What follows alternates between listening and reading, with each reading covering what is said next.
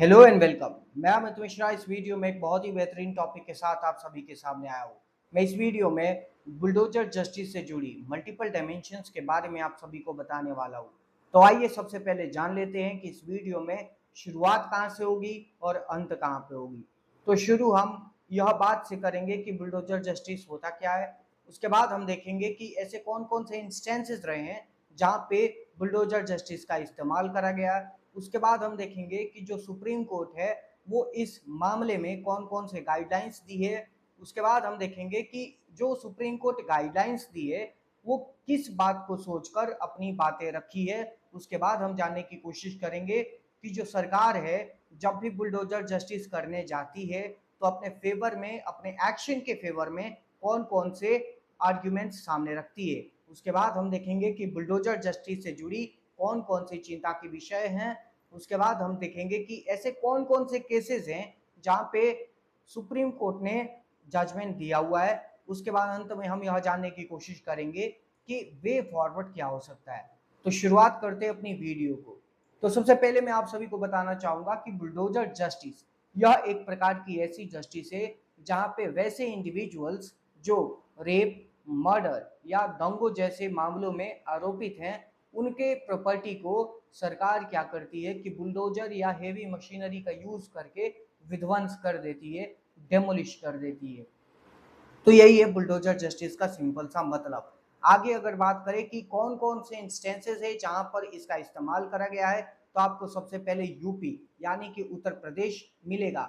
यहाँ पर 2017 से ही यह प्रथा चलते आ रही है और अतीक अहमद और विकास दुबे जैसे केसेस में हम बुलडोजर जस्टिस का इस्तेमाल होते हुए देख चुके हैं। उसके बाद अगर मध्य प्रदेश की बात करूं तो लगभग यहाँ पर 16 ऐसे घर हैं और 29 ऐसी दुकानें हैं जहां पर कम्युनल क्लैशेस को देखते हुए बुलडोजर जस्टिस से उनको विध्वंस करना पड़ा। मध्य प्रदेश के बाद आता है नंबर हरियाणा का। हाल ही में एक कम्युनल क्लैश जैसी घटना हमारे सामने आई। पूरा का पूरा देश इस कंट्रोवर्सी को देखा और यह कंट्रोवर्सी हरियाणा के नूह से आई, NUH नूह डिस्ट्रिक्ट से हमारे सामने आई। तो वहां पे भी नूह में भी कम्युनल क्लेशेस को मद्देनजर रखते हुए बुलडोजर जस्टिस का इस्तेमाल करना पड़ा। उसके बाद अगर मैं बात करूं तो दिल्ली के जहांगीरपुरी एरिया में भी कुछ कम्युनल क्लेशेस सामने आए और वहां पे भी सामने आने की वजह से ही बुलडोजर जस्टिस का इस्तेमाल करा गया। इसके बाद में आपको बताऊं तो सबसे बड़ा खबर आ रहा है महाराष्ट्र से। महाराष्ट्र में कंगना रनौत जो एक जाने मानी एक्ट्रेस हैं हमारे देश की, उन्होंने पाकिस्तान ऑक्यूपाइड कश्मीर को लेकर कोई बड़ा कमेंट किया था। तो उनकी कंट्रोवर्शियल कमेंट को देखते हुए उनकी भी प्रॉपर्टी को विध्वंस कर दिया गया था। तो ये सारे इंस्टेंसेस है जहाँ पे अभी तक बुलडोजर जस्टिस का इस्तेमाल करते हुए हम लोगों ने देखा। तो आप इस इंस्टेंसेस से एक चीज जरूर कंक्लूड कर पाए होंगे कि हमारी जो पूरी भारत की राज्य हैं, मीन्स ऑल ओवर इंडिया की जो स्टेट्स हैं वो सारी की सारी स्टेट्स बुलडोजर जस्टिस का इस्तेमाल नहीं की है। कुछ ऐसे स्टेट्स हैं जो सिर्फ इस जस्टिस का इस्तेमाल किए हैं और मैंने आपको नाम बताया ही। एक बार फिर से बताना चाहूँ तो वो होंगे उत्तर प्रदेश, मध्य प्रदेश, हरियाणा, महाराष्ट्र और दिल्ली। ये सिर्फ 5 ऐसे स्टेट्स हैं जहां पे बुलडोजर जस्टिस का इस्तेमाल होते हुए देखने को मिला है।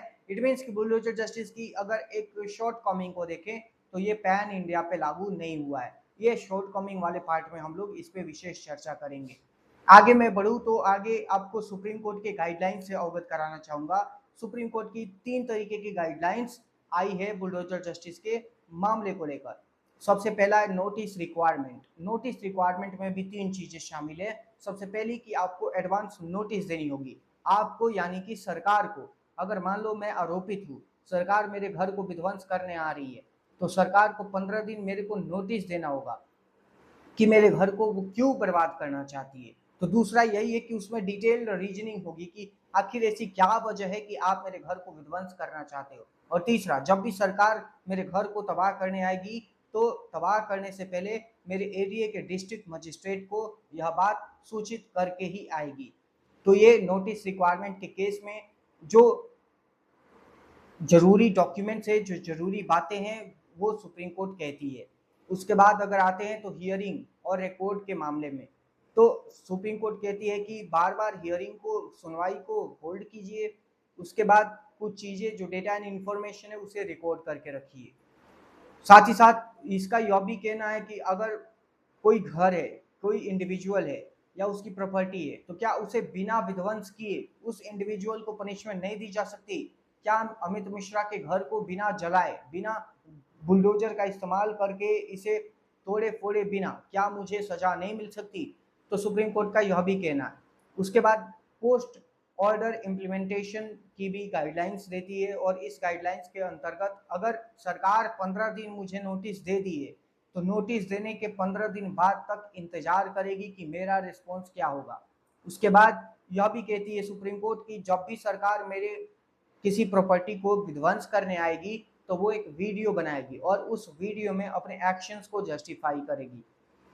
तो ये रहे पूरे के पूरे गाइडलाइंस सुप्रीम कोर्ट के बुलडोजर जस्टिस के संबंध में।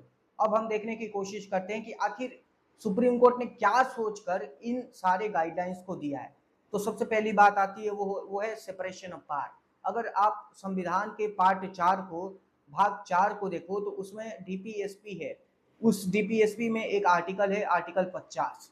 आर्टिकल 50 सेपरेशन ऑफ पावर के बारे में बातचीत करता है। वो कहता है कि एग्जीक्यूटिव, जुडिशरी और लेजिस्लेचर, इन तीनों ऑर्गन्स में एक सेपरेशन होगा। मीन्स एग्जीक्यूटिव का काम जुडिशरी नहीं करेगी, जुडिशरी का काम लेजिस्लेशन नहीं करेगी। मीन्स ये तीनों एक दूसरे से इंडिपेंडेंट रहेंगे और अपना काम अपने जुरिस्डिक्शन में करते रहेंगे। तो ये आर्टिकल 50 डीपीएसपी का एक बहुत ही बड़ा हिस्सा है। और मैं आप सभी को बताना चाहूँ कि जो जुडिशरी है, जुडिशरी का काम होता है पनिशमेंट देना। जो एग्जीक्यूटिव यानी कि कार्यपालिका है वो लागू करती है। क्या लागू करती है? जो लेजिस्लेचर यानी कि विधायिका जो कानून बनाती है उसके बनाए गए कानून को लागू करना कार्यपालिका का काम होता है। न्यायपालिका का काम होता है न्याय देना, सजा देना, पनिशमेंट देना। तो सुप्रीम कोर्ट का कहना है कि भाई सजा देना तो हमारा काम है, तो एग्जीक्यूटिव बुलडोजर लेके या हैवी मशीनरी लेके किसी के घर को क्यों बर्बाद कर रही है, क्यों तबाह कर रही है? यह कहना सुप्रीम कोर्ट का है। दूसरा सुप्रीम कोर्ट का यह भी कहना है कि देखो आर्टिकल 21 जो कि संविधान के भाग 3 में आता है, आर्टिकल 21 हमारा मौलिक अधिकार भी है, और यह एक ऐसा मौलिक अधिकार है जिसे नेशनल इमरजेंसी 352 के तहत जब नेशनल इमरजेंसी हमारे देश में लगाई जाती है तब भी इसको हम वापस नहीं ले सकते। मीन सरकार आर्टिकल 21 को किसी भी केस में वापस नहीं ले सकती। ऐसा क्यों? क्योंकि आर्टिकल 21 कहता है right to life and personal liberty, और इसमें एक और आर्टिकल, एक और विषय निहित है, वो यह है right to livelihood and shelter. Right to livelihood और शेल्टर आर्टिकल 21 के ही अंतर्गत आता है। तो सुप्रीम कोर्ट का कहना है कि एक तरफ आर्टिकल 21 जो कि किसी के पनाह के होने की जिम्मेदारी लेती है, किसी को घर होने की जिम्मेदारी देती है, ये कहती है कि आर्टिकल 21 जब तक रहेगा किसी को शेल्टर की प्रॉब्लम नहीं होगी, किसी को पनाह की प्रॉब्लम नहीं होगी, किसी को आजीविका की प्रॉब्लम नहीं होगी।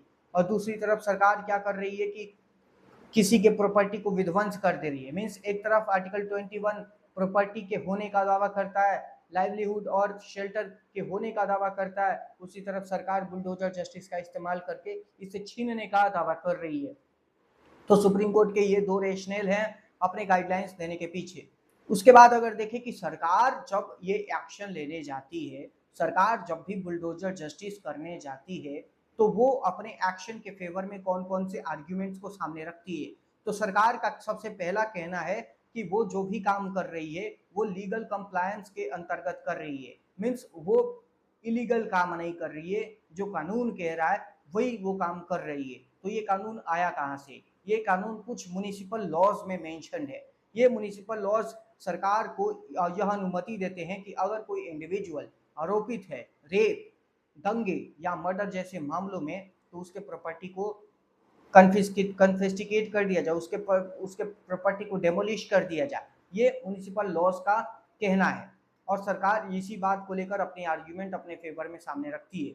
दूसरा सरकार का यह कहना है कि ये जो इलीगल क्राइम्स हैं या लॉ एंड ऑर्डर पे जो अटैक होते हैं उसको डेटर करने के लिए, मीन्स कि समाज में स्टेबिलिटी, स्थिरता लाने के लिए सरकार को ऐसे कदम उठाने पड़ते हैं। तीसरा सरकार यह बात कहती है कि ये यूनिवर्सल है। यूनिवर्सल इन द सेंस किसी पर्टिकुलर सेक्शन को, जैसे मैं कहूँ कि सिर्फ मुस्लिमों को ये टारगेट करती है, ऐसा बिल्कुल नहीं है। ये यूनिवर्सल है, इट मीन सबके लिए, सभी जातियों के लिए, सभी धर्मों के लिए, सभी लोगों के लिए। जो आरोपित होगा उस पर बुलडोजर जस्टिस चलाई जाएगी, ऐसा सरकार का कहना है। और लास्ट में सरकार का यह भी कहना है कि जो डिमांड है, पब्लिक की जो डिमांड है कि विजुअल एक्शन हमारे सामने भी प्रस्तुत किए जाए, इस डिमांड को फुलफिल करने के लिए बुलडोजर जस्टिस का इस्तेमाल करना पड़ रहा है। मीन्स हमारी जो पब्लिक है, भारतीय जनता है, वो सरकार से कह रही है कि देखो, अगर कोई भी इंडिविजुअल आरोपित है, वो अगर अगर उस पर किसी भी प्रकार के कानूनन आरोप लगाए गए हैं तो उसे सजा हमारे आंखों के सामने मिलनी चाहिए। तो यही पब्लिक की डिमांड को फुलफिल करने के लिए सरकार क्या कर रही है, बुलडोजर जस्टिस चला दे रही है।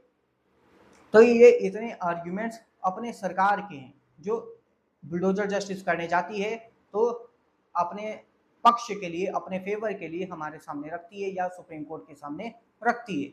उसके बाद अगर हम कंसर्न्स को देखें, अगर चिंताओं को देखें, चैलेंजेस को देखें, चुनौतियों को देखें कि ऐसी कौन कौन सी चैलेंजेस हैं जो बुलडोजर जस्टिस के संबंध में हमारे सामने हैं, तो सबसे पहला है फंडामेंटल राइट्स का वायलेशन। फंडामेंटल राइट्स में आर्टिकल 14 है, आर्टिकल 19 है, आर्टिकल 21 है। सबसे महत्वपूर्ण आर्टिकल 21 ही है। Article 21 right to life and personal liberty की गारंटी देता है, एक इंडिविजुअल को डिग्निफाइड लाइफ होने की गारंटी देता है। और जब कोई उसके प्रॉपर्टी को बर्बाद कर देता है, डेमोलिश कर देता है, तो उसकी जो डिग्निफाइड लाइफ है, कहीं ना कहीं उसकी डिग्निफाइड लाइफ पे एक प्रकार का आक्रमण के रूप में हम देखना शुरू कर देते हैं। तो ये वायलेशन ऑफ फंडामेंटल राइट्स पहला। दूसरा कि ये separation of power, separation of power को देखें तो वो एक बेसिक स्ट्रक्चर डॉक्ट्रिन का भी हिस्सा है। तो आर्टिकल 50 जो है, जो सेपरेशन ऑफ पावर की बात करता है, उसका भी वायलेशन हो रहा है। मीन्स कि जुडिशरी का काम एग्जीक्यूटिव और लेजिस्लेचर कहीं ना कहीं कर दे रही है, क्योंकि एग्जीक्यूटिव और लेजिस्लेचर का काम बिल्कुल भी नहीं है कि वो किसी को सजा दे, लेकिन वो बुलडोजर जस्टिस के माध्यम से वो सजा दे पा रही है, जो कि आर्टिकल 50 का कंप्लीटली वायलेशन है। तो ये है कंसर्न्स।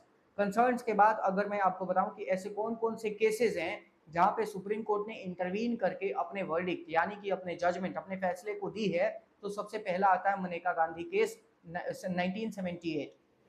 मनेका गांधी केस 1978 में सुप्रीम कोर्ट कहती है कि एग्जीक्यूटिव एक्शंस जो होंगे वो फेयर होंगे, ट्रांसपेरेंट होंगे और रीजनेबल होंगे। मीन्स जो भी एग्जीक्यूटिव कार्यपालिका जो भी एक्शन लेगी वो फेयर होना चाहिए, उचित होना चाहिए, और वो एकदम साफ सुथरा होना चाहिए, वो ट्रांसपेरेंट होना चाहिए। मीन्स हमें भी दिखना चाहिए कि एग्जीक्यूटिव कौन सा काम की है, उसके काम का क्या परिणाम हुआ है और उसके काम के कौन कौन से इफेक्ट हुए हैं।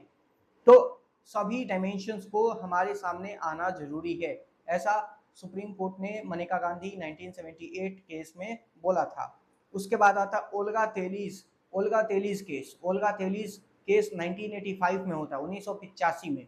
और इस केस में सुप्रीम कोर्ट बोलती है ना कि आप राइट टू लाइवलीहुड, जो कि आर्टिकल 21 के अंतर्गत मेंशन है, उसको देखते हुए आप किसी के प्रॉपर्टी को डेमोलिश नहीं कर सकते। ओल्गा तेलीस के बाद 2008 में इंद्रजीत गुप्ता केस आता है। इंद्रजीत गुप्ता केस में सुप्रीम कोर्ट का कहना होता है कि आप वैसे इंडिविजुअल्स जो क्रिमिनल हैं उनके भी प्रॉपर्टी को बिना नोटिस दिए आप डेमोलिश नहीं कर सकते। मीन्स आप डेमोलिश तो कर सकते हो, आप विध्वंस तो कर सकते हो, लेकिन विध्वंस करने से पहले आपको एक नोटिस देना होगा।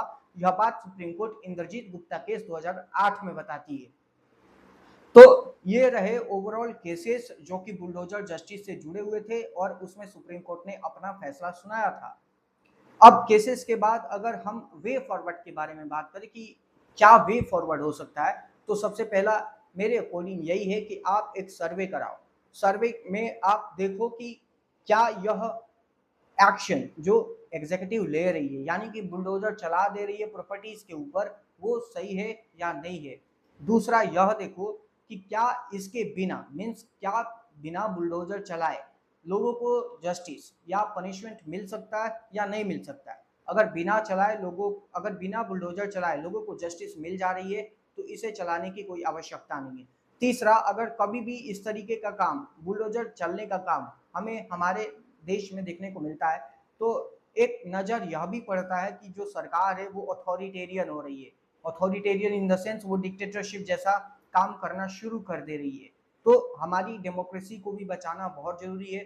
तो इस डेमोक्रेसी में ऑथोरिटेरियनिज्म जैसी कोई बात ना हो, डिक्टेटरशिप वाली कोई बात ना सामने आए। इसके लिए जो भी सरकार अपने कदम को उठाती है वो फेयर एंड ट्रांसपेरेंट तरीके से हमारे सामने रखे।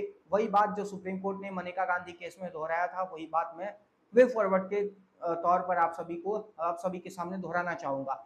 और अंत में मैं यही बात कहकर चुप होना चाहूँगा कि यह सिर्फ चंद राज्यों में ही होते हुए हमें देखने को मिला है।